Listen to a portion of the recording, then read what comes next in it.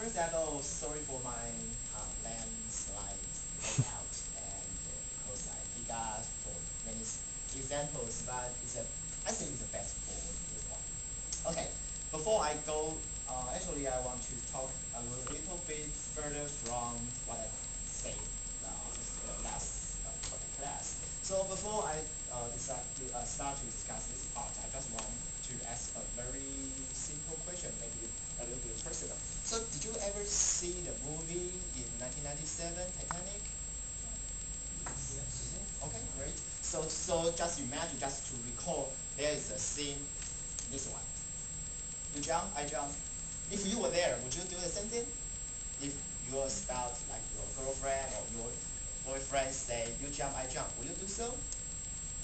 If you will, just raise your hand, please. Okay, then.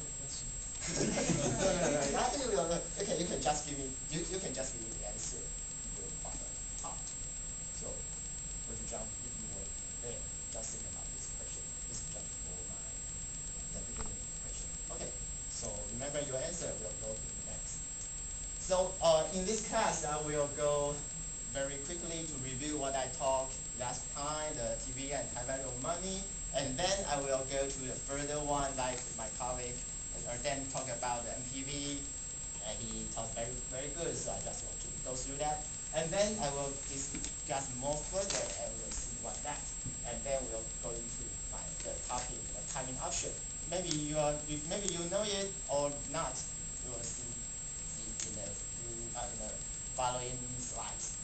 Okay, so just review on the concept that time value of money. So as I said, if you have $1 in your pocket, it is greater than the value of your $1 tomorrow. So just remember that is the so-called time value of money. Your $1 today is greater than $1 tomorrow. Okay, it's just a brief idea. Then we go to what then discussed last time. So it's so-called NPV, the net present value. Because although we already know that your $1 today is greater than your $1 tomorrow, but how much is this $1 tomorrow worth today? So it's our problem, and maybe I just give you a very brief idea, and I don't give you very quantitative thing. Okay, just as he Dan told last time, if we just give you now I give you 2 periods, now and 1 year later. And now I will give you $110 a year later, so how much is it worth today? That means if I ask you to give me $110 1 year later, how much I should give you now? So this is my example. So if I will do that, and then we need a so-called discount rate to determine how much it's worth today. So let's say it's the interest rate is $10, is 10% very briefly, and then we discount it back to today. So it's $100. It's very simple because I manipulated this number before. Then we'll see this formula is very simple, as we discussed before. Is the NPV is equal to the future value, that means the $110, and divided by the discount rate with the number of terms. Okay, so it's very easy. You just plug numbers and you will get an NPV. Okay, so it's just a review. Now, since you know how to compute the so-called 1 period NPV, now if we extend to multiple period NPV, how to compute that? I give you a very simple example. That is, if you work in an oil company, fortunately, oil company has the greatest value in the world, so you don't need to worry about you will get fired or something else. Now you just want to pick up one project. This project will give you the following cash flows. Let's say if this oil extraction project, its life will last 4 years. At the very beginning, it costs your company, not yours. Your company $100, and then it's give you the following patterns. So so now your boss asks you, okay, guys, you have this cash flow pattern. would you take this portfolio? Would you take this project? Well, it looks nice, right? You just need to pay once and get the following cash flows. And fortunately, all these following cash flows are all bigger than the beginning one. But anyway, you have to find out whether it's worth investing or not. So we're using the same idea. We discount it with the interest rate 10% each by each.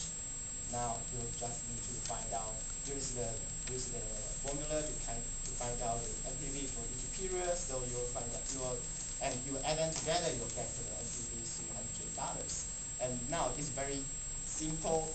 It's a very simple rule for picking a project. If it's positive, just pick it. If it's NPV is positive, just pick up.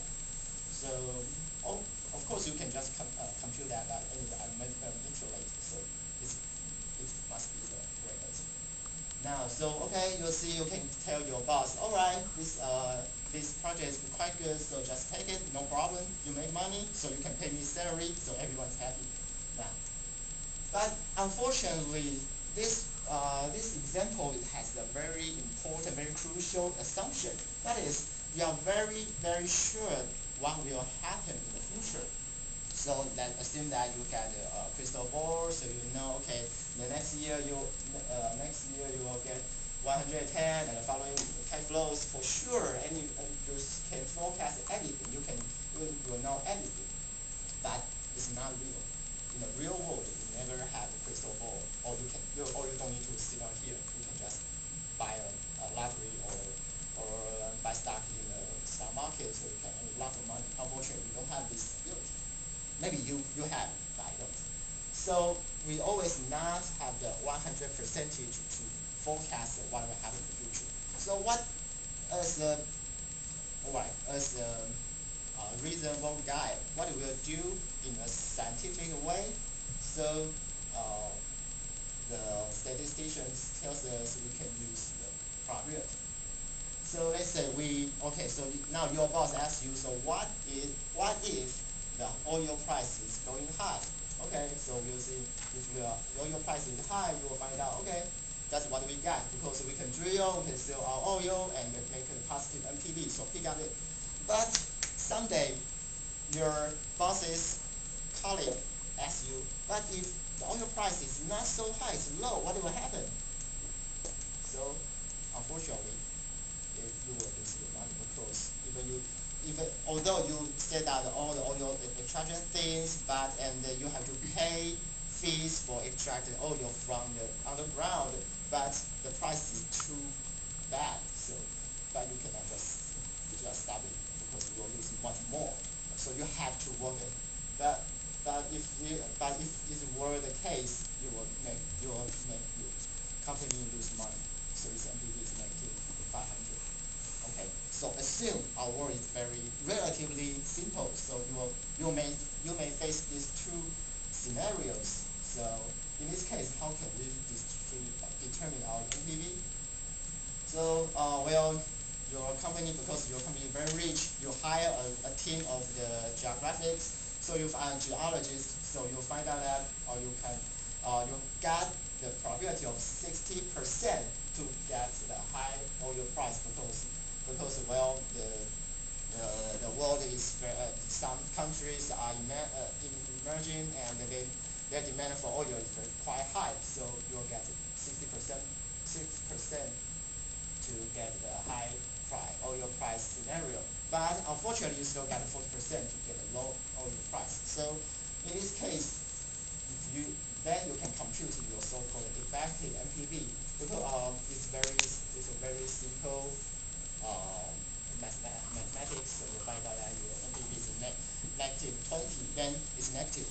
So your boss asks you the next question: would you accept this project? Would you? Okay, quite good. So you don't want your company lose money, right? So you have to make your decision. Tell your boss that, hey, we don't do that, because if we do that, your boss will be angry, and I will get fired. So no, don't take it. But what if you can wait, right? Now you are